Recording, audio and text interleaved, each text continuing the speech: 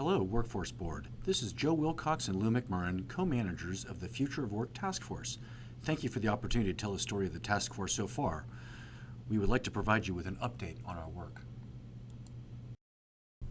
As you likely recall, the task force was created by legislation originally sponsored by former Senator Marilyn Chase in the 2018 legislative session. The main purpose of the legislation and task force is to future-proof Washington's workers and businesses. It's the first of its kind in the U.S. and puts Washington in the spotlight as a thought leader. It includes legislators, business, and labor leaders. The task force was charged with developing a set of policy recommendations that will benefit both Washington's workers and businesses. In July and August of last year, the task force members were selected, and in September, your 2 staff members were hired.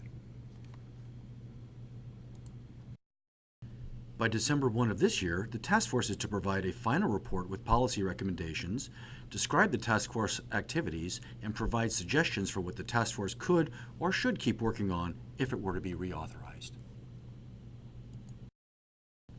These are the current members of the task force: 6 from business, 6 from labor, and 1 legislator from each caucus. The task force held 4 meetings in the last quarter of 2018 and 1 so far in 2019, with 3 remaining. The law specifically limited the task force to 4 meetings per calendar year.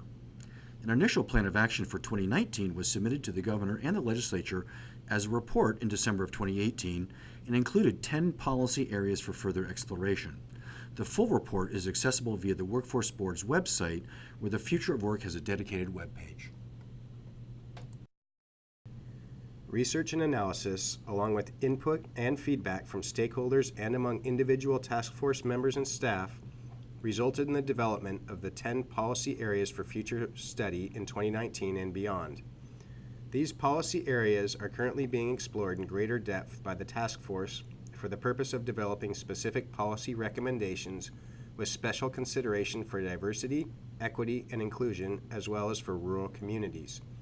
The 10 policy areas for exploration are: number 1, some of Washington's current workforce needs to be retrained, reskilled, and upskilled to keep pace with the changes in technology, the environment, and business practices that have the potential to create ongoing disruptions across a wide range of industries and sectors.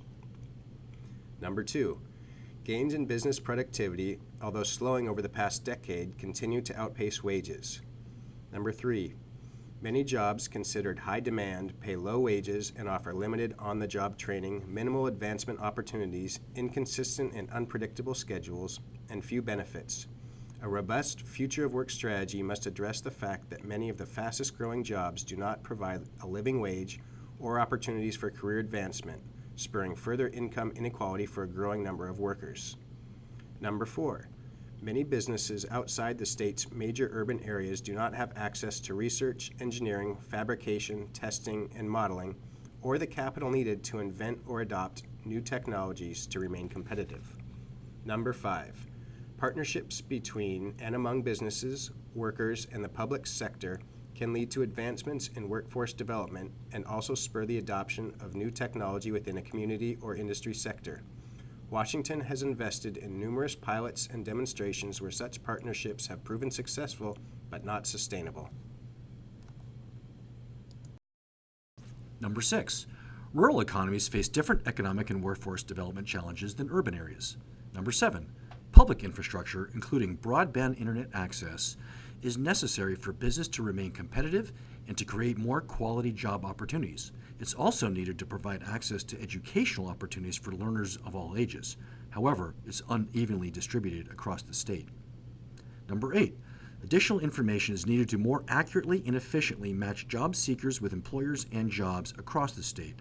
Job seekers often do not know which skills are needed for particular jobs and lack a clear pathway to obtain these skills.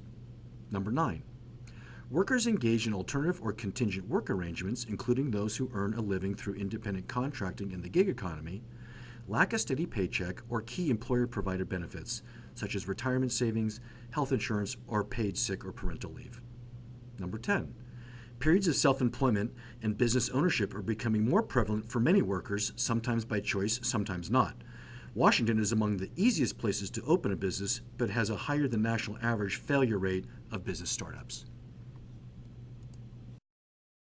In addition to these 10 policy areas, the 2018 report also identified other key areas of interest for further consideration. These include the growth of income disparity across populations, geography, and business sectors, the evolution of the workforce and its changing relationship with business on issues including workplace training, alternative work arrangements, length and nature of tenure, and employer-sponsored benefits. Lack of resources to support economic vitality, innovation, skills development, and talent in all areas of the state. All of this work can be conducted using an equity lens to help ensure no one is left behind, from rural Washington residents to minority and women-owned businesses to workers with disabilities.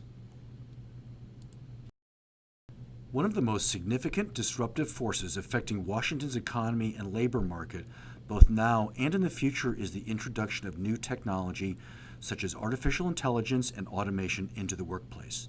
The effects of this innovation on the workforce vary significantly depending on occupation and skill level. Certain types of repeatable task jobs will either be eliminated or automated. Often, these are jobs held by workers with less education and fewer career options than those with higher levels of education or possess a mix of marketable skills. We're exploring this issue with the task force to see how we can mitigate some of the impacts on the industries and jobs most likely to automate. While productivity has increased across industries with the implementation of new technology, these gains have not been equally realized. So while the future may have arrived, it is not yet evenly distributed. Here you can see real annual earnings per person between 2000 and 2017, adjusted for inflation, have been stagnant for the bottom half of earners. Earnings growth is primarily captured by the top 20% of earners, with the top 5% experiencing the largest gains. Additionally, there are significant income disparities among races, genders, educational levels, and geographies. As we look ahead for the rest of 2019, you can see there are 3 remaining full task force meetings. While we have performed a great deal of research and outreach, there's more to do to both gather more information and to share that information broadly, both with the task force as well as with the workforce board and others.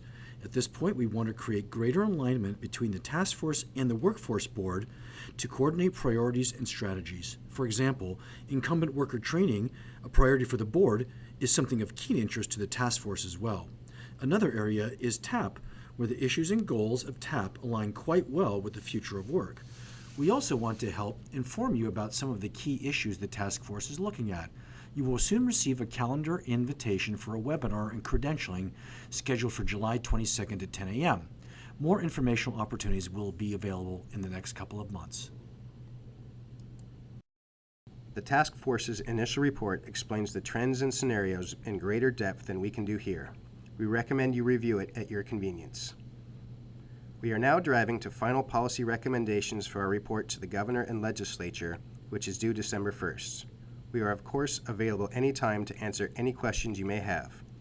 Please feel free to let us know what additional information you might need to better understand the work of the task force and the potential for further alignment. Thank you again, Workforce Board, for your interest and support.